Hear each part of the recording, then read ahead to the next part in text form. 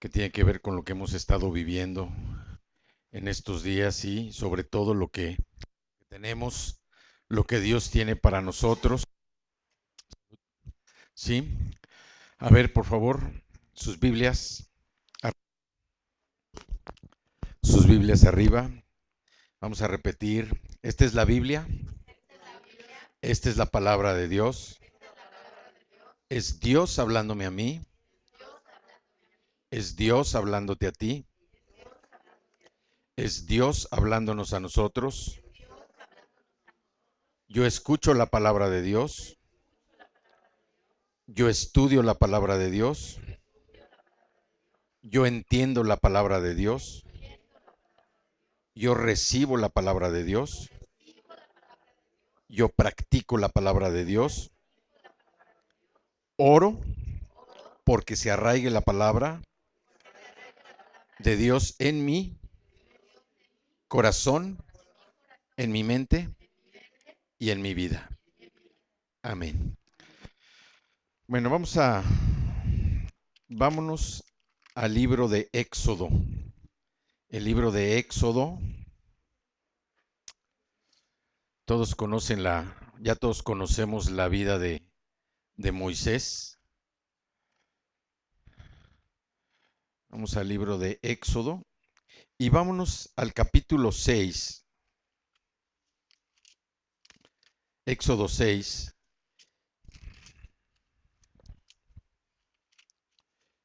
Y vamos a leer este capítulo, el capítulo 6 de Éxodo, se refiere a que Dios comisiona a Moisés y a Aarón para ir ante Faraón.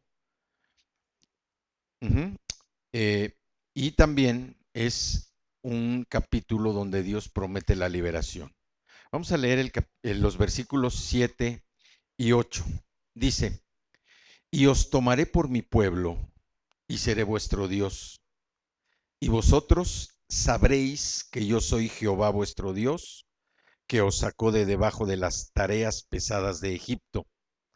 Y os meteré en la tierra por la cual alcé mi mano, jurando que la daría a Abraham, a Isaac y a Jacob, y yo os la daré por heredad, yo Jehová. ¿Sí? En la Nueva Versión Internacional dice, haré de ustedes mi pueblo, y yo seré su Dios. Haré de ustedes mi pueblo, y yo seré su Dios. Así sabrán que yo soy el Señor su Dios, que los libró de la opresión de los egipcios. Y los llevaré a la tierra que bajo juramento prometí darles a Abraham, Isaac y Jacob. Yo, el Señor, le daré a ustedes posesión de ella. ¿Sí? Aquí vemos cómo la redención no solamente significa liberar de la esclavitud y del sufrimiento. O sea, nosotros, cuando venimos a Cristo, de alguna manera fuimos liberados o empezamos a ser liberados de nuestra esclavitud. ¿Esclavitud a qué? Puede ser esclavitud a muchas cosas. Esclavitud a personas, dice esclavitud y sufrimientos. Esclavitud a personas, esclavitud a sufrimientos, esclavitud a mentir, esclavitud a pobreza, esclavitud a miseria, esclavitud a infidelidad. O sea, cuando venimos a Cristo, la palabra empieza a actuar. Y nosotros hemos sido liberados. Pero la redención, aquí Dios les dice, haré de ustedes mi pueblo, haré de ustedes mi pueblo. O sea, era una palabra de posesión, haré de ustedes mi pueblo y yo seré su Dios. Entonces, esta redención, la redención que hizo Dios a través de Moisés para liberarlos del pueblo de Egipto, era una redención para liberarlos de la esclavitud y el sufrimiento. Dice, de sus pesadas cargas, de sus pesadas tareas. Los esclavos en Egipto en esa época, imagínense todo el movimiento que tenían que hacer, la carga que tenían que llevar, nada más para construir lo que eran las pirámides, para hacer cualquier construcción. Tenían capataces. Entonces, la tarea era verdaderamente pesada.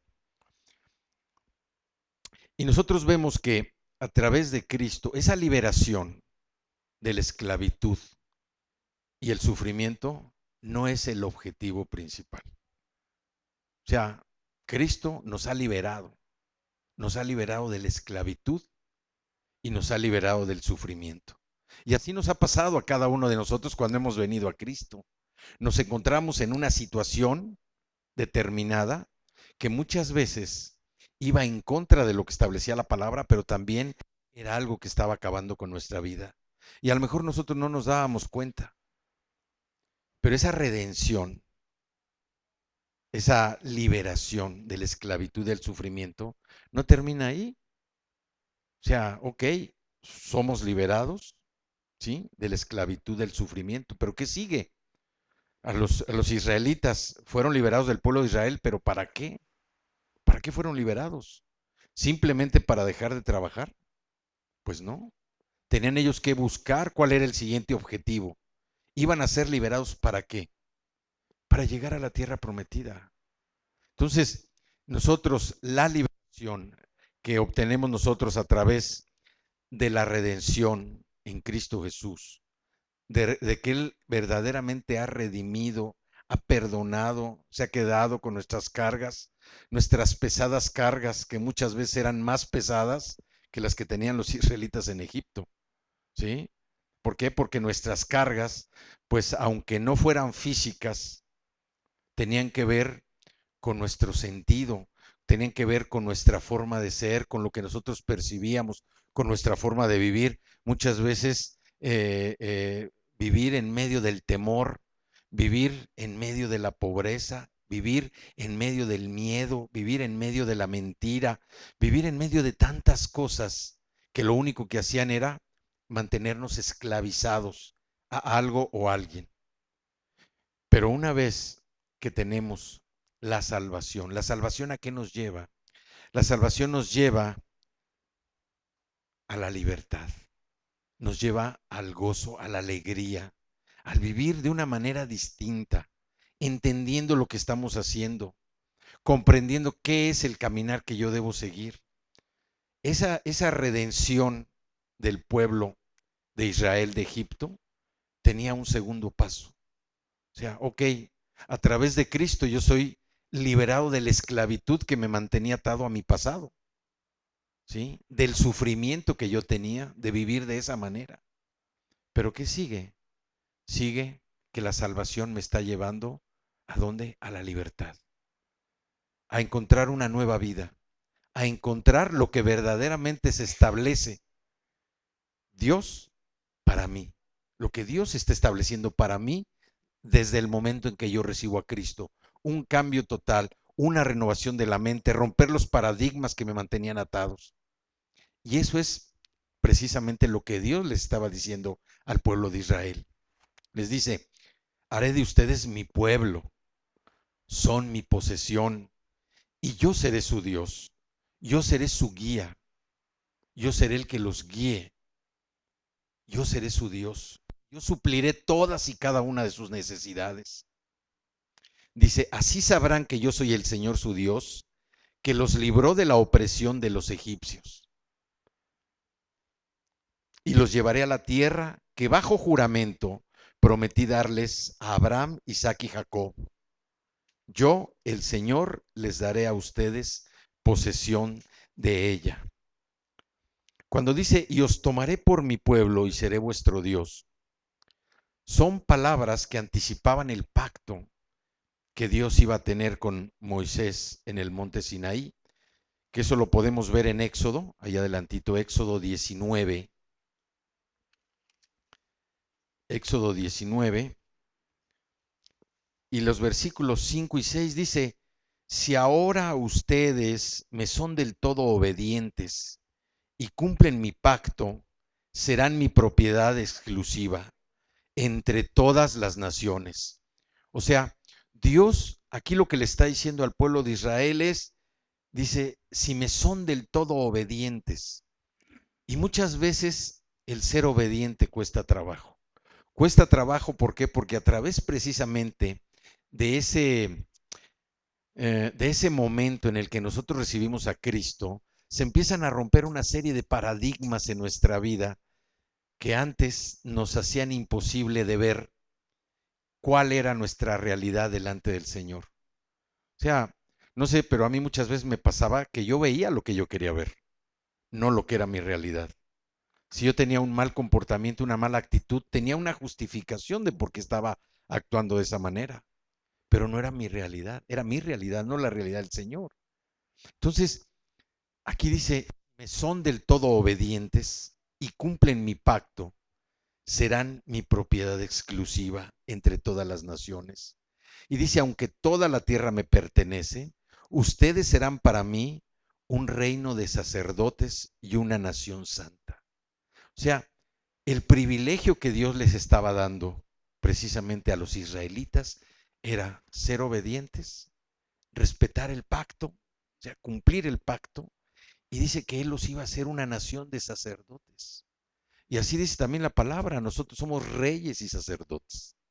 Somos reyes y sacerdotes. ¿Por qué? Porque al menos los que somos cabeza de un hogar, somos sacerdotes en nuestro hogar. Es la figura de Cristo en nosotros en el hogar. Entonces, vemos cómo estas palabras estaban anticipando el pacto en el monte Sinaí. Y hay una cita ahí en Jeremías. Vámonos a Jeremías rápidamente. Jeremías 31. Jeremías 31 y en el versículo 33.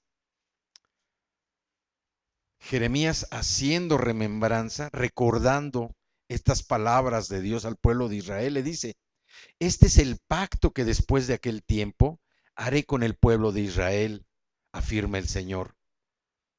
Este es el pacto que después de aquel tiempo haré con el pueblo de Israel, afirma el Señor. Pondré mi ley en su mente y la escribiré, ¿en dónde? En su corazón. Yo seré su Dios y ellos serán mi pueblo. Ya no tendrá nadie que enseñar a su prójimo, ni dirá nadie a su hermano, conoce al Señor, porque todos, desde el más pequeño hasta el más grande, me conocerán, afirma el Señor. Yo les perdonaré su iniquidad y nunca más me acordaré de sus pecados. Fíjense nada más aquí. Dice, ya no tendrá nadie que enseñar a su prójimo, ni dirá nadie a su hermano, conoce al Señor, porque todos, desde el más pequeño hasta el más grande, me conocen, afirma el Señor. Y aquí nosotros vemos cómo precisamente no es casualidad que los niños asistan aquí los domingos. Dice así, todos me conocerán, desde el más pequeño hasta el más grande. Y aquí vemos cómo los niños, desde el más pequeño hasta el más grande, están conociendo al Señor, para que el día de mañana un prójimo no les tenga que decir, no conoces al Señor. Al contrario, yo conozco al Señor. ¿Sí? Entonces, vemos cómo Dios iba llevando al pueblo. Y aquí Jeremías les dice, vienen días en que haré un nuevo pacto con el pueblo de Israel y con la tribu de Judá. Ese pacto a través de quién iba a ser? A través de Jesucristo. No será un pacto como el que hice con sus antepasados el día en que los tomé de la mano y los saqué de Egipto, ya que ellos lo quebrantaron a pesar de que yo era su esposo, afirma el Señor. Este es el pacto que después de aquel tiempo haré con el pueblo de Israel, afirma el Señor. Pondré mi ley en su mente y la escribiré en su corazón. Aquí dice, pondré mi ley en su mente. Y aquí nos está hablando de una forma interna, porque la ley pues la podemos ver de una manera externa. Podemos ver delante de ellos les puso la ley, los 10 mandamientos estaban delante de ellos. Pero esto es de manera externa. Y de manera externa nosotros también podemos estar viendo la palabra, la podemos leer. Pero aquí se refiere a que internamente la ley, la palabra debe estar ¿en dónde? En nuestra mente. Y hay otra cita ahí en Ezequiel 11:19, allá adelantito. Ezequiel 11:19 dice, pondré mi ley en su mente y la escribiré en su corazón. Ezequiel 11:19 dice, y les daré un corazón íntegro y pondré en ellos un espíritu renovado. Les arrancaré el corazón de piedra que ahora tienen y pondré en ellos un corazón de carne. ¿Por qué? ¿Por qué dice que iba a quitar el corazón de piedra? Por la dureza del pueblo de Israel y la dureza también con la que nosotros nos enfrentamos a veces y la que teníamos antes de venir a Cristo. Yo tenía un corazón de piedra antes de venir a Cristo. Lupita me hablaba, me compartía una y otra y otra y otra y otra y otra y otra y otra y otra. ¿No les he enfadado? ¿No? Así me enfadaba y otra y otra. Yo tenía un corazón endurecido, tenía un corazón de piedra. Pero cuando vine al conocimiento de Cristo, cuando entendí, cuando me doblegué, cuando me arrodillé, cuando me rendí, pude sentir ese cambio, cómo se estaba resquebrajando, ¿sí? Así como en las películas que se empiezan a resquebrajar, ¿no? Toda la piedra y surgió un corazón de carne, un corazón de vida, un corazón vivo, un corazón que verdaderamente sentía el fuego, la pasión por entender lo que Dios tenía para mí, pero también un corazón de carne para comprender lo que mi esposa me estaba diciendo, para comprender lo que mis hijos estaban viviendo, para poder tener una relación directa con ellos y poder establecer una relación de intimidad con el Padre. Entonces, así les decía, dice, antes voy a destruir y les daré un corazón y un espíritu nuevo, un espíritu nuevo. ¿Por qué? Porque nosotros, pues a lo mejor antes también teníamos un espíritu que ni siquiera sabíamos. Y el espíritu andaba danzando ahí, buscando dónde acomodarse, buscando qué atraer, y era lo que traía a nosotros. Y luego venía a nuestra mente, y en nuestra mente empezamos a pensar cosas así medio bizarras. Y no, pues sabes que ahora vamos a hacer una reunión de toda la familia, y vamos a tener tequila, y vamos a tener esto, y que haya baile, y que traes una banda, o sea, esos espíritus que danzaban, ¿sí? Cuando venimos a Cristo, se acaban. Y dice que nos da una vida nueva, un corazón de carne, un espíritu renovado que se va a conectar con quién, con el Señor. Y ese espíritu renovado es el que nos va a dar la fuerza a veces para que nosotros podamos seguir con todos los avatares que nos suceden día con día. Momentos en los que vemos enfrente la derrota, ya ahí viene la derrota. Hay que pensar en Eliseo, en Jesse, ¿verdad? Su fiel escudero, su sirviente, que era su jefe de comunicación social. Andaba metido en todos los asuntos, conocía la vida y obra de todo el mundo. Cuando veían, ¿no? Cuando veía que se aproximaban los contrarios y Dios les hizo ver que había más delante de ellos, ¿no? Sí, dice, si Dios está conmigo, ¿quién va a estar contra mí? Entonces, hay días en los que igual vemos así oscuro y nos dicen, hay sol, no, pues yo sigo viendo oscuro. Pero el poder de Dios es tan fuerte, es tan grande porque es tan soberano. Nuestro espíritu está renovado, nuestro corazón no es de piedra, nuestro corazón es de carne y nosotros podemos empezar a digerir. Y no solamente la palabra por la palabra, sino que la palabra entra a nuestro corazón porque tenemos discernimiento. El Espíritu Santo está obrando a través de nosotros. Entonces, dice, le escribiré en su corazón y le escribe en nuestro corazón. O sea, una cosa es que la tengamos en la mente, internamente está en la mente, pero le escribe en nuestro corazón para que tengamos dominio de nuestras propias vidas. No es nada más escribirla, no, para que tengamos dominio, que la palabra, que Cristo Jesús verdaderamente gobierne en nosotros, que Él ocupe el trono que tenemos en nuestro corazón, porque en nuestro corazón hay trono, hay un trono. Y ese trono, antes de venir a Cristo, pues quién sabe por quién estaba ocupado. En algunos casos pudo haber estado ocupado por la mamá, por el papá, por un hijo, por los hijos, por los hermanos, ¿no? Por las cosas materiales. Pero hoy Cristo reina en nuestros corazones. Ese trono hoy está ocupado por Cristo y precisamente dice, las escribiré en tu corazón, ¿para qué? Para que tengamos dominio sobre nuestras vidas. Y esta es una manera efectiva. ¿Por qué? Porque aún y con un corazón de piedra se puede escribir. Nosotros podemos escribir en la piedra, ¿no? Podemos escribir, tallar, pero hasta ahí. Y va a durar, sí va a durar, pero no va a tener un efecto efectivo. Sin embargo, si las escribimos en un corazón de carne, vamos a poder dominar nuestra propia vida. ¿Sí? Y luego dice, su Dios, mi pueblo.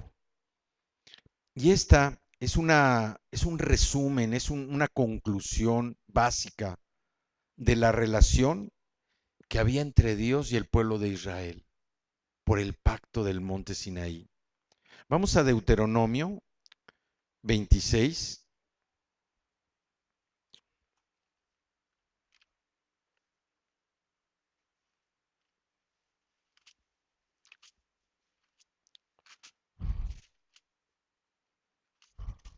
Y vamos a los versículos 17 y 18. Dice, has declarado solemnemente hoy que Jehová es tu Dios.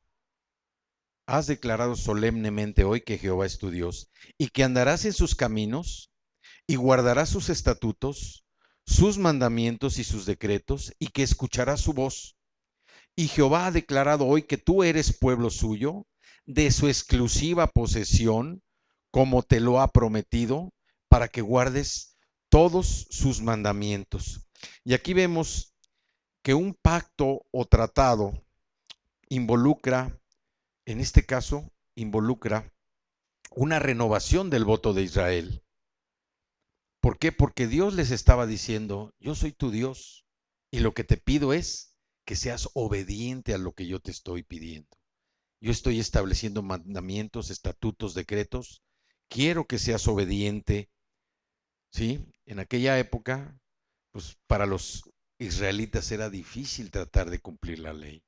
Pero hoy que decimos lo que dice Filipenses 4:13, todo lo puedo en Cristo que me fortalece. Y por eso puedo cumplir con los mandamientos, con los estatutos, con los decretos, con todo lo que establece la palabra del Señor. Porque todo lo puedo en Cristo que me fortalece. Todo. Dice todo. No dice que una parte, ni también tampoco dice ciertas cosas. Dice todo lo puedo. Todo lo puedo en Cristo que me fortalece. Todo. Entonces, vemos que el nuevo pacto no iba a sustituir al viejo pacto. No lo iba a sustituir. Pero lo que sí es que a través del nuevo pacto, el viejo pacto de alguna manera se había cumplido. ¿Sí? El propósito estaba alcanzado. Pero Dios estaba prometiendo algo más para el pueblo de Israel. Iban a llegar a la tierra prometida. Y así como nosotros llegamos en la primera etapa. Para nosotros se terminó la vagancia en el desierto. Hoy ya nosotros no andamos vagando en el desierto.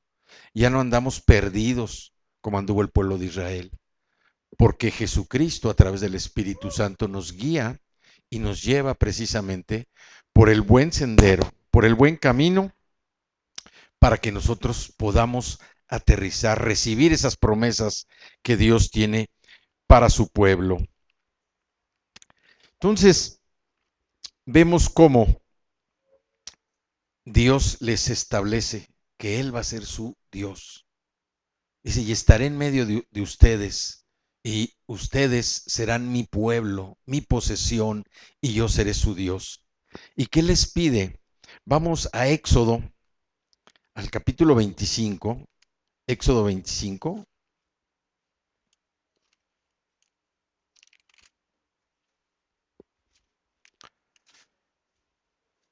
Éxodo 25, y vamos al 8, al versículo 8, Éxodo 25, 8, dice, después me harán un santuario, ¿para qué? Para que yo habite entre ustedes. El santuario y todo su mobiliario deberán ser una réplica exacta del modelo que yo les mostraré. Y es lo que leíamos al principio. En la Reina Valera dice, y harán un santuario para mí y habitaré en medio de ellos. Conforme a todo lo que yo te muestre, el diseño del tabernáculo y el diseño de todos sus utensilios, así lo haréis. O sea, Dios les está diciendo, y harán un santuario para mí. En aquella época, si nos remitimos a esa fecha, vemos cómo el pueblo de Israel tenía, por su incredulidad, la dureza de sus corazones, tenían que ver las cosas para creerlas. Y a pesar todavía de que veían, seguían dudando del poder de Dios. Entonces, por eso Dios dice, y harán un santuario para mí. Tuvieron que construir, Dios le dio a Moisés las especificaciones, ¿sí? Yo creo que Moisés era un buen ingeniero, un buen arquitecto, le dio las especificaciones para construir el tabernáculo, el santuario. Dice, después me harán un santuario para que yo habite entre ustedes. Por eso el pueblo de Israel religiosamente tenía que asistir al tabernáculo, porque ahí es donde estaba la presencia de Dios. Pero hoy nosotros no necesitamos sino un lugar para encontrar la presencia de Dios. Porque el tabernáculo, ¿dónde lo estamos construyendo? ¿Dónde está ese tabernáculo? En nuestros corazones.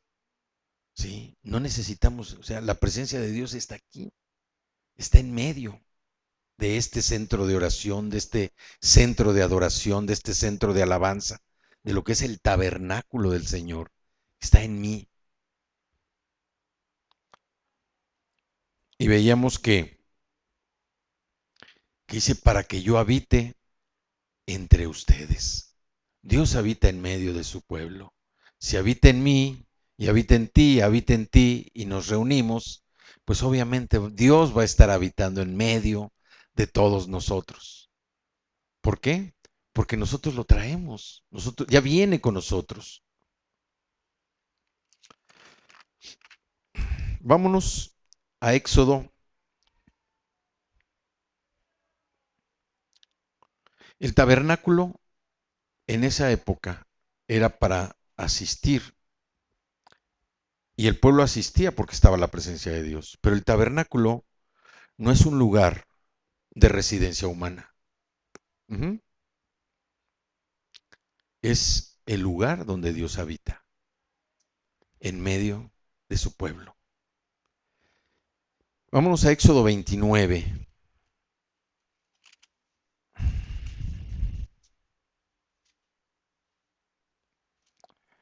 Éxodo 29 y vámonos a los versículos 45. Dice, habitaré entre los israelitas y seré su Dios.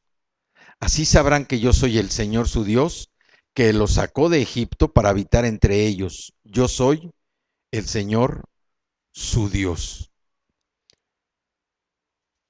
En la Reina Valera dice, y habitaré entre los hijos de Israel y seré su Dios, y conocerán que yo soy Jehová su Dios, que los saqué de la tierra de Egipto para habitar en medio de ellos, yo Jehová su Dios. Y aquí también vemos cómo Dios también les está dando un certificado de garantía al pueblo de Israel. Porque dice, yo los saqué, pero no los voy a dejar solos. Dice, habitaré entre los hijos de Israel y seré su Dios, para habitar en medio de ellos, yo Jehová su Dios. O sea, Dios les dio un certificado de garantía, donde les garantizaba, les aseguraba que no los iba a dejar morir. Pero el pueblo de Israel era un pueblo terco, era un pueblo necio, que de alguna manera quería ver las cosas tangibles, ¿sí? O sea, quería que las cosas fueran tangibles, pero también tenía otra debilidad, que fueran rápido. Y así nosotros a veces también estamos queriendo ver las cosas ya y rápido. Nosotros tuvimos que esperar 9 meses, ¿sí? Orando, viendo, estando en otro lugar, hasta que llegamos aquí. Dios no nos, ahorita Dios dijo que aquí estuviéramos. No significa que aquí vamos a estar para toda la vida, ¿verdad? Dios nos va a llevar a otro lugar. Y así es con cada uno de nosotros. Lo mejor que podemos hacer es tener la mente abierta. Dios ya nos liberó, ¿sí? Ya nos liberó de la esclavitud y del sufrimiento. Pero Dios nos quiere llevar a libertad. Dios nos quiere llevar a alegría. Dios nos quiere llevar a gozo, a felicidad, a un cambio, una renovación completa. Entonces, pues hay que estar dispuestos a lo que Dios nos diga, ¿no? O sea, tal vez, ¿sabes qué? Pues ya no vas a estar en Guadalajara. A lo mejor te vas a ir a Mazatlán. Ah, caray, bueno, sí. A lo mejor te vas a ir a Culiacán o te vas a ir a Chiapas, ¿no? A Oaxaca. O sea, no sabemos, pero hay que estar dispuestos porque tenemos ese certificado de garantía que Dios no nos va a desamparar, que Dios no nos va a dejar solos, Dios no nos va a dejar morir de hambre, ni morir de frío, ni morir de tristeza, ni de sufrimiento. Nosotros lo que necesitamos es ese certificado de seguridad que Dios nos ha otorgado ahora a través de Jesucristo. Es un certificado que a mí me permite llegar a donde sea para que sea una tierra prometida. ¿Sí? Ese es mi certificado, mi garantía, porque Dios así se mueve. Dice que la bendición no añade tristeza. ¿Sí? Yo no puedo estar pensando, oye, pues esto se hizo así porque pues Dios ya se quiere deshacer de mí. Si se quiere deshacer de mí para que yo me vaya con Cristo, oye, pues encantado, ¿verdad? Dios no se quiere deshacer de nosotros, al contrario, quiere que lo conozcamos mejor, que esa relación personal con Él sea una relación íntima, tan íntima como la relación que tuvo con Moisés. Moisés fue un verdadero amigo del Señor. Hablaba con Dios como, digo, con respeto, por como quien habla con una persona conocida, ¿no? Nosotros debemos de procurar tener una relación así de íntima con el Señor. Entonces veíamos Éxodo 29, dice, y habitaré entre los hijos de Israel y seré su Dios, y conocerán que yo soy Jehová su Dios, que los saqué de la tierra de Egipto para habitar en medio de ellos, para habitar, no para soltarlos ni para dejarlos, para habitar en medio de ellos. Yo, Jehová su Dios. Y esto denota la esencia de la divina promesa que Dios estableció con su pueblo, el pacto con su pueblo. Entonces, Dios a través de diferentes escrituras y a través de voceros, cuando menos aquí a través de Moisés, le decía al pueblo, yo habito en ustedes, yo estoy en medio de todos ustedes. Y vámonos a números, perdón, a Éxodo 40. Éxodo 40. Éxodo 40, versículo 1, dice, luego Jehová habló a Moisés diciendo, en el primer día del mes primero harás levantar el tabernáculo de reunión. ¿Sí? En la NBI dice, el Señor habló con Moisés y le dijo, en el día primero del mes primero levanta el santuario, es decir, la tienda de reunión. Y esta es la tienda de reunión. ¿Sí? Hoy es el primer día del mes primero de esta nueva etapa. Dios nos ha mandado a levantar un santuario y aquí lo estamos levantando. Pero como les decía yo en la mañana, al principio, es un lugar de reunión. Este no puede ser un lugar donde nosotros, voy a ir a Da Vinci, 5194, a la presencia de Dios. No. O sea, este es un lugar de reunión, ¿sí? Es un lugar, como veíamos también ahí en Primera de Tesalonicenses.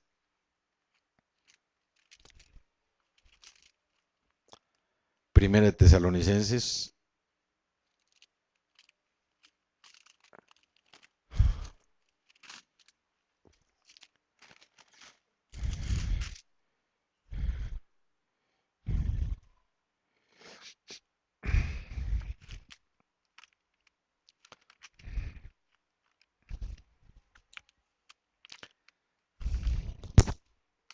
Vemos cómo Dios nos está invitando a que el tabernáculo, decíamos que somos templo del Espíritu Santo y por lo tanto Dios tiene que estar habitando en nosotros y nos tiene que estar llevando, porque Dios habita en medio de su pueblo.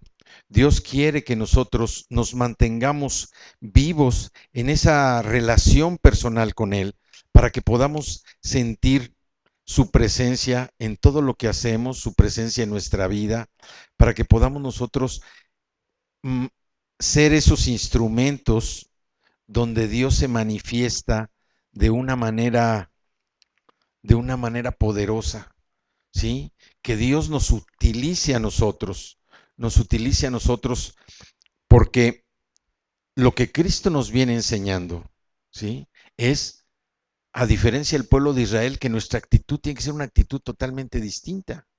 Si Dios habita en nosotros, si Dios está con nosotros, si el Espíritu Santo habla a través de mi boca, si yo estoy recordando la palabra, si la estoy masticando, la estoy meditando, si yo la entiendo, yo no voy a actuar de una manera distinta a lo que establece la palabra. Y ahí en 1 Tesalonicenses 5:15 dice, asegúrense de que nadie pague mal por mal, ¿sí? Nosotros no podemos pagar mal por mal. Más bien, esfuércense siempre por hacer el bien, no solo entre ustedes, sino a todos. Nosotros tenemos que buscar siempre la forma de pagar con bien. De pagar con bien, y no me refiero nada más al sentido económico, ¿no? Sino pagar con bien, con una palabra de ánimo, una palabra de exhortación, una palabra de paz, de tranquilidad. Muchas veces necesitamos nosotros bajarle a nuestro enojo por alguna circunstancia. Bueno, recordar que tenemos la palabra para mitigar esas actitudes, ¿sí? Y íbamos a Éxodo 41, dice, luego Jehová habló a Moisés diciendo, en el primer día del mes primero harás levantar el tabernáculo de reunión. Y en el 16 dice, y Moisés hizo conforme a todo lo que Jehová le mandó, así lo hizo. Así en el día primero del primer mes, en el segundo año, el tabernáculo fue erigido. Vemos cómo Moisés fue un hombre obediente que siguió las instrucciones del Señor al pie de la letra. Fue un hombre comprometido, ¿sí?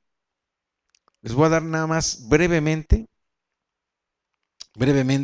el resumen de la vida de Moisés, ¿sí?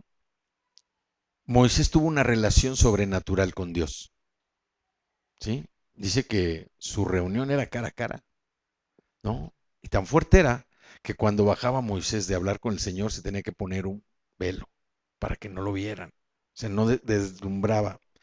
Moisés vivió 120 años, ¿sí? Y durante esos 120 años su vida se dividió, en ese periodo, su vida se dividió en periodos de 3. O sea, los primeros 40, los segundos 40 y los últimos 40, ¿no? En los primeros 40, que fue desde su nacimiento, ¿sí? Hasta la huida a Madián. ¿Se acuerdan ustedes? Moisés, su madre lo retuvo a 3 meses, lo puso en un canastito, se fue en el río, ahí lo rescató la hija del faraón, lo hizo su hijo, tuvo toda la educación real, ¿sí? Fue creciendo y un día vio que estaban discutiendo un israelita y un egipcio y mató al egipcio, entonces después quiso reprender a un israelita y el israelita le dijo, oye, me vas a matar igual que al egipcio, ya sabían, tuvo que huir a Madián. En esos primeros 40 años, como hijo de Faraón, Moisés aprendió a ser alguien, ¿sí? Moisés aprendió a ser alguien. En sus segundos 40 años, desde la huida de Madián hasta el éxodo, en lugares del desierto, Moisés aprendió a convertirse en un donadie en sus segundos 40 años. Y en sus terceros 40 años, desde el éxodo hasta su éxodo personal, Moisés aprendió que Dios lo es todo. Pues primero aprendió a ser alguien, después aprendió a ser un donadie y finalmente aprendió que Dios lo es todo.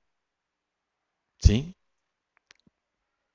Y vemos que él fue el líder de todo un pueblo, de todo un pueblo, y es el único que pudo hablar cara a cara con Dios. ¿sí? O sea, yo creo que el destino, el propósito de Dios para Moisés fue un propósito especial, pero nunca, nunca lo dejó.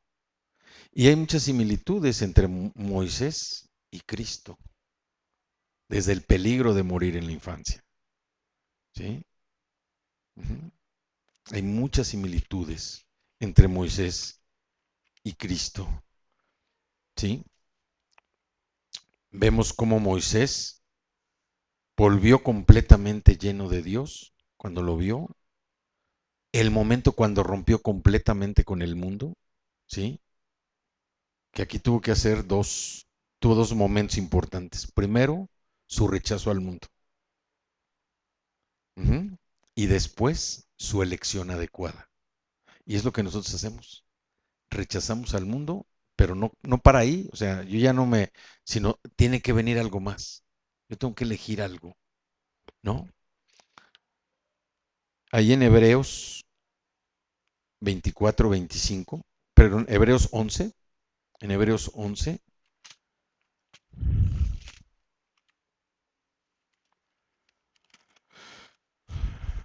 ya es de las últimas cartas, Hebreos 11, 24-25 dice, por la fe, Moisés ya adulto renunció, ¿a qué renunció?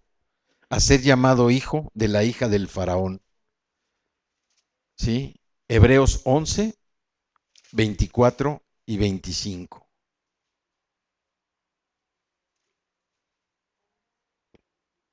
Dice, por la fe, Moisés, ya adulto, renunció a ser llamado hijo de la hija del faraón. Prefirió ser maltratado con el pueblo de Dios a disfrutar de los efímeros placeres del pecado, ¿no? Entonces nosotros rechazamos algo, pero tenemos que elegir otra cosa, ¿sí? Y vemos cómo no es suficiente nada más rechazar, sino también la elección que viene después del rechazo tiene que ser una elección adecuada. Ujú. Tiene que ser una elección apropiada. Entonces, vemos cómo Moisés, que fue el dador de la ley, que la llevó, tenía una relación íntima con el Señor. Y vamos ya para terminar a Números, capítulo 7. Números, capítulo 7, están al principio. Es de los primeros libros. Es uno de los libros que integran el Pentateuco, ¿sí? Y este capítulo 7 nos habla de las ofrendas para la consagración del santuario, ¿sí? También quiero decirles que este capítulo 7 es el capítulo más largo en todo el Pentateuco, el capítulo 7. Tiene 89 versículos, ¿sí? ¿Ya lo tienen? Número 7, versículo 1, dice, cuando Moisés terminó de levantar el santuario, lo consagró ungiéndolo junto con todos sus utensilios. También ungió y consagró el altar y sus utensilios, ¿no? Entonces, esta cita está relacionada precisamente con Éxodo 40 y 41 que acabamos de leer ahorita, ¿sí? Vemos aquí cómo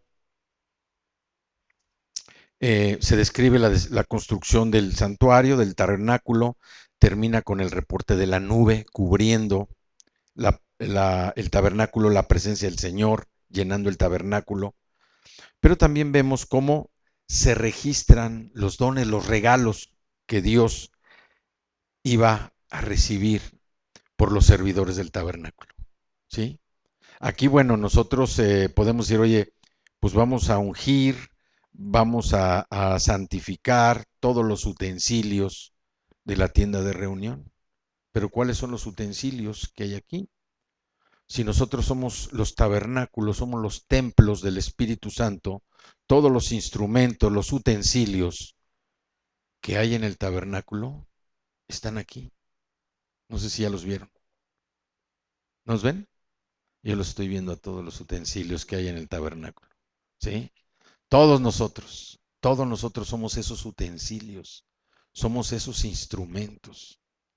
Dice que Dios habita en medio de su pueblo y nosotros somos esos instrumentos para que Dios pueda llevar a cabo la obra a través de nosotros, para extender su reino.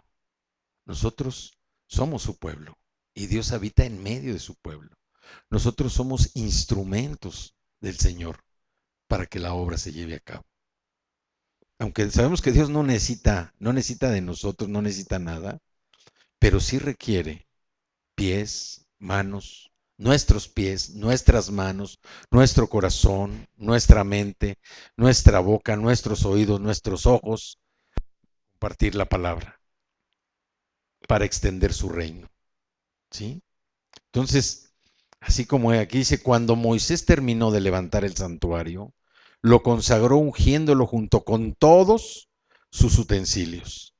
También ungió y consagró el altar y sus utensilios. Así es que hoy vamos a hacer una oración, ¿sí? Yo voy a tomar la representación de Moisés, pero un Moisés recargado, súper recargado en Cristo Jesús, y vamos a ungirnos como instrumentos del Señor. Yo no sé qué es, cuál es la labor, la función que Dios tenga para cada uno de ustedes, pero lo que sí sé es que todos ustedes han sido llamados para servir y que ustedes han aceptado de manera voluntaria servir al Señor. Y servir al Señor no significa, pues, que a lo mejor estemos en la calle predicando, puede ser una forma. O sea, Dios nos va a ir diciendo a cada uno de nosotros cómo podemos nosotros servir al Señor, cómo podemos ir extendiendo la promulgación de su palabra para que su reino se vaya extendiendo, para que haya más personas que se salven. Y si llegan a fallecer, pues que no se vayan al infierno, que haya más almas que conozcan a Cristo, haya más personas que adoren a Jesucristo, que lo tengan como su Señor y Salvador y que puedan vivir la vida eterna. Dios habita en medio de su pueblo. Dios a cada uno de nosotros nos dice cómo quiere que le sirvamos. ¿Cómo quiere que le sirvamos? ¿Sí? A veces obsequiando una Biblia, a veces obsequiando un Nuevo Testamento, un Evangelio de Juan, dando una palabra a alguien. O sea, Dios nos puede utilizar de diferentes maneras. ¿Por qué? Porque nosotros somos sociales, somos personas sociales. Nosotros necesitamos de la relación. Ninguno de nosotros puede estar recluido o puede estar haciendo sus funciones sin tener contacto cuando menos con una persona, ya no digamos en un día, vamos a decir a veces en un par de horas. Nosotros estamos diseñados para ser sociales. Y el llamado de cada uno de nosotros dice que los llamados son irrevocables. ¿Y saben qué significa irrevocable? Pues que no se puede deshacer. Eso significa irrevocable, que no se puede deshacer. Aquí hemos visto cómo Dios hizo un pacto con su pueblo. Dios les dio ese certificado de garantía. Si ustedes me obedecen y cumplen mi pacto, serán mi pueblo escogido, posesión mía. Ustedes serán míos. Yo estaré en medio de ustedes y seré su Dios. Un certificado de garantía contra todo, contra todo. Así es que hoy nosotros estamos levantando esta tienda de reunión y somos instrumentos, somos utensilios. Y Dios nos ha dicho, unge a los utensilios, unge a los instrumentos, porque bueno, pues hasta ahorita prácticamente nos movemos todos con ciertas cosas, pero el crecimiento de la iglesia va más allá. Ya vamos a empezar a hacer cosas distintas, en donde necesitamos la participación de todos ustedes. Necesitamos sus ideas, necesitamos su participación activa, necesitamos de su tiempo, ¿sí? Tampoco se me van a asustar así, ay, caray, ahora vamos a estar metidos ahí todo el día, ¿no? O sea, ¿por qué? Porque, bueno, pues, la mayoría también desarrollamos trabajos seculares, ¿no? Entonces, mientras Dios no nos diga que dejemos los trabajos seculares, pues no lo vamos a dejar. Pero sí vamos a necesitar que todos estos instrumentos, todos estos utensilios ungidos sirvan para la extensión del reino. ¿Ok? Entonces, si quieren ponerse de pie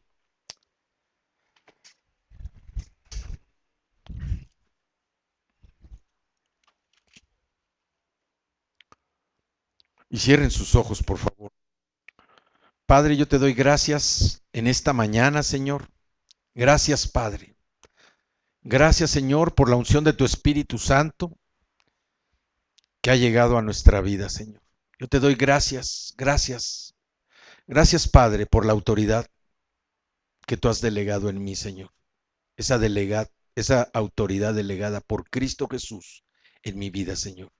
Yo te doy gracias en esta mañana y unjo, Señor, con el aceite del Espíritu Santo a todos y cada uno de estos hermanos, Señor, de estos amigos, amados, Señor, queridos, que forman parte de tu pueblo, Señor. Úngelos con el poder del Espíritu Santo, Señor. Úngelos, Señor, como parte de esta tienda de reunión. Úngelos, Señor, para que el llamamiento que tú tienes para cada uno de ellos, Señor, sea un llamamiento irrevocable. Sea un llamamiento que identifiquen, Señor, en esa relación personal contigo. Háblales, Señor. Háblales a su corazón. Y que ellos tengan ese corazón dispuesto, Señor, un corazón de carne, dispuesto, agradecido, Señor, humillado delante de ti, para comprender cuál es el llamado que tú tienes para ellos, Señor. Padre, yo bendigo estos instrumentos, estos utensilios, Señor, que componen esta tienda de reunión. Gracias, Padre. Bendecimos esta tienda de reunión, Señor. Así como le ordenaste a Moisés que levantara el santuario, así el día de hoy, Señor, estamos levantando un santuario en este lugar. Pero más que eso, Señor, estamos levantando el santuario de nuestros corazones, que es el verdadero tabernáculo, Señor, de adoración a ti. Yo te doy gracias, Señor. Bendice a cada uno de estos hermanos, Señor. Ábreles el entendimiento, Señor. Que venga ese discernimiento de lo alto, sobrenatural, a sus vidas, Señor, a sus corazones. Y que comprendan cuál es el llamado que tú tienes para cada uno de ellos, Señor. Padre, que podamos servirte, Señor, sin cuestionar tu ordenanza, Señor. Que podamos servirte, Señor, con amor, con alegría y con entusiasmo, Señor. Que podamos servirte, Padre, con profesionalismo, con responsabilidad. Padre, unge aquí a mis hermanos el día de hoy. Úngelos, Señor, con tu Espíritu Santo, para que ellos puedan salir, Señor, convencidos y convertidos, Padre, como unos verdaderos hijos tuyos, dispuestos a proclamar a Cristo Jesús, Señor, donde quiera que ellos se paren, Señor. Yo te doy gracias, gracias, porque tu palabra, Señor, está dando frutos en su corazón. Porque tu palabra, Señor, es esa comida a su espíritu, Señor. Y te doy gracias por la vida de todos y cada uno de ellos, Señor. En esta mañana, Señor. En esta mañana, Padre. Los bendecimos, Señor. Gracias, Señor. Gracias, Padre. Gracias. Gracias, Señor. Gracias, Padre. Que Jehová te bendiga y te guarde. Que el Señor te mire con agrado y te extienda su amor. El Señor te muestre su favor y te conceda la paz, para que invoques su nombre y que te bendiga. En el nombre de Cristo Jesús. Amén. Amén. Amén. Esta triple repetición que decíamos, el Señor te bendiga y te guarde, el Señor te mire con agrado y te extienda su amor, y el Señor te muestre su favor y te conceda la paz, es una repetición del nombre divino de Jehová, el Señor. Y es para dar fuerza, enfatizar lo que dice el versículo 27. Leímos el 24, 25 y el 26, que dice: Jehová te bendiga y te guarde a cada uno de ustedes. Jehová haga resplandecer su rostro sobre ti, ¿sí? Haga resplandecer su rostro sobre ti y tenga de ti misericordia. Jehová alce sobre ti su rostro y ponga en ti paz. Estas 3 repeticiones del nombre de Jehová es para enfatizar y dar fuerza en el versículo que sigue. Y pondrán mi nombre sobre los hijos de Israel y yo los bendeciré, dice el Señor. Y pondrán mi nombre. O sea, el nombre del Señor está sobre cada uno de nosotros, sus hijos, y Él nos bendice. Cada verso lleva 2 elementos de bendición y cada verso en el hebreo viene siendo más grande. ¿Por qué? Porque en hebreo el primer verso tiene 3 palabras, el segundo verso tiene 5 y el tercer verso tiene 7 palabras. Entonces, esta es la bendición sacerdotal. Dice, el Señor le ordenó a Moisés: diles a Aarón y a sus hijos que impartan la bendición a los israelitas con estas palabras. Y son las palabras con las que yo estuve ungiéndolos como instrumentos, como utensilios del Señor. Que el Señor los bendiga y los guarde. Que el Señor los mire con agrado y les extienda su amor. Y que el Señor les muestre su favor y les conceda la paz. Amén. Amén. Vamos a orar antes de terminar nuestra primera reunión en este lugar. Padre, yo te doy gracias, Señor. Gracias por este mensaje. Gracias por este tiempo, Señor. Gracias por este lugar. Pero sobre todo, gracias, Padre, por la vida de todos y cada uno de estos hermanos, amigos tan queridos, tan amados, Señor, para nosotros y para ti. Te damos gracias, Padre. En esta mañana queremos hacer una oración, Señor, para que tú bendigas la vida de todos y cada uno de nosotros. Padre, tú conoces nuestras necesidades, Señor. Conoces todas y cada una de ellas.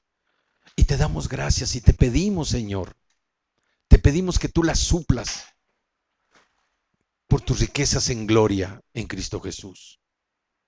Que esas necesidades, Señor, sean suplidas una a una en tu tiempo, para que podamos darte gloria y honor a ti.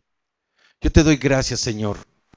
Gracias, gracias, Señor, porque tú eres un Dios sanador, eres un Dios restaurador, eres un Dios dador. Y en esta mañana te damos gracias. Gracias, Señor, por la sanidad a nuestros cuerpos, Señor. Tu palabra dice que fuimos sanados hace más de 2000 años por la sangre de Cristo. Y gracias, gracias, Señor, porque hoy estamos declarando sanidad en el cuerpo de todos y cada uno de mis hermanos. Sanidad en su espíritu, sanidad en su alma. Gracias porque tú sanas toda herida, Señor, que haya en el corazón, porque tú sanas toda herida en cualquier relación. Es sanada en este momento en el nombre de Cristo Jesús. Y te damos gracias también, Padre, porque el ministerio de Jesucristo es el ministerio de la restauración. Y tú restauras, Señor, tú restauras lo que cada uno de mis hermanos necesita el día de hoy. Te damos gracias, gracias, Señor. Gracias porque tú nos tienes en el hueco de tu mano, porque tú has establecido un vallado de ángeles alrededor de nosotros, que nos cubren, nos guardan, nos protegen y nos cuidan, Señor, de toda maldad. Gracias porque ninguna arma forjada contra nosotros prospera, Señor. Y te damos gracias, Señor. Gracias, gracias. Gracias, Señor, por nuestras familias. Las bendecimos, Señor.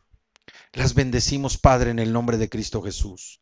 Y te damos gracias también, Señor, por todos los que viajamos, Padre. Te damos gracias porque bendito es nuestro entrar y bendito es nuestro salir. Bendita es la tierra que pisan las plantas de nuestros pies. Y te damos gracias, Señor, porque con alegría salimos y con paz regresamos. Y gracias, mi Señor. Gracias, Padre, por la obra maravillosa que tú estás haciendo en la vida de todos y cada uno de nosotros. Te damos gracias también, Señor, por ese corazón alegre, entusiasta del ofrendador y del diezmador, Señor. Te damos gracias porque tú no necesitas nada, Señor. Tú eres el dueño del oro y de la plata. Y te damos gracias porque tú te alegras. El corazón alegre, hermanos diezmadores y ofrendadores. Y te damos gracias en el nombre de Cristo Jesús, porque son guiados por el Espíritu Santo, no son guiados por voz humana, guiados por alguna persona, sino que tu Espíritu Santo es el que los guía, Señor, a diezmar. Yo te doy gracias, Señor, por todos nuestros niños y nuestros jóvenes. Bendícelos, Padre. Bendícelos, Señor, porque ellos han sido llamados a ser cabeza y no cola, a estar arriba y no abajo, a estar al frente y no atrás. Y te damos gracias porque tú los llenas de vida, Señor, porque ellos te llevan en sus corazones y son alegres, Señor. Te damos gracias por la gracia que tú has derramado de manera sobreabundante sobre cada uno de nosotros, Señor, delante de ti, delante de nosotros, delante de la gente que nos conoce y aún la gente que no nos conoce, Padre. Gracias por tu gracia y tu misericordia, Señor, que nos has levantado para ser esos guerreros tuyos, esforzados y valientes, Señor, que vamos caminando, peleando la buena batalla de la fe, Señor. Te damos gracias, gracias, Señor. Gracias, Padre, por tu Hijo Jesucristo, cuya muerte en la cruz por nuestros pecados, y por ese milagro de la resurrección que ha operado en nuestra vida, Señor, porque hemos resucitado a nuestra vieja vida, Señor, a nuestra vana manera de vivir. Y hoy podemos declarar, Señor, con alegría, con convicción, con poder, con autoridad, que Cristo es nuestro Señor. Te damos gracias, Padre, en el poderoso nombre de Cristo Jesús. Amén.